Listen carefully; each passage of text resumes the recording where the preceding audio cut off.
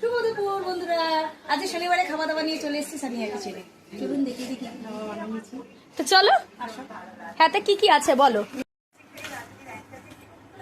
ভাত, আগুন আগুন ভাত, খুব ভীষণ গরম গরম, ভীষণ গরম আছে। আর কিরকম ধোয়া উঠছে অবশ্যই দেখাবেন।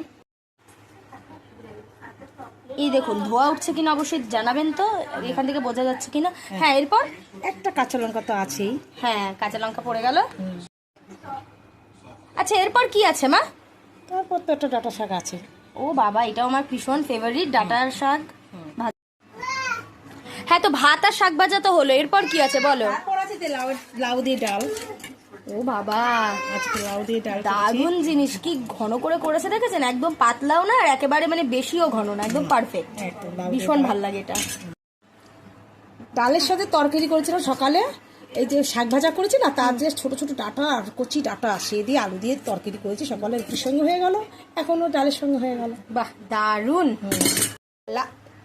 লাস্ট পাতে আছে সোয়াবিনের আলুর তরকারি। হ্যাঁ, যেহেতু আজকে শনিবার শনিবার দিন, আজকে তো সোয়াবিন আলুর নিরামিষ তো তরকারি হবেই। হবে, নিরামিষ হয়েছে আজকে, তাই আজকে তো সোয়াবিন আলুর তরকারি করলাম। আর সোয়াবিন আলুর তরকারিটা আমার favorite। ফেভারিট এটা অবশ্যই জানাবেন। আমার তো মেয়ের ভীষণ তো favorite। ফেভারিটই, আমার ভীষণ মেয়ের তো ফেভারিট।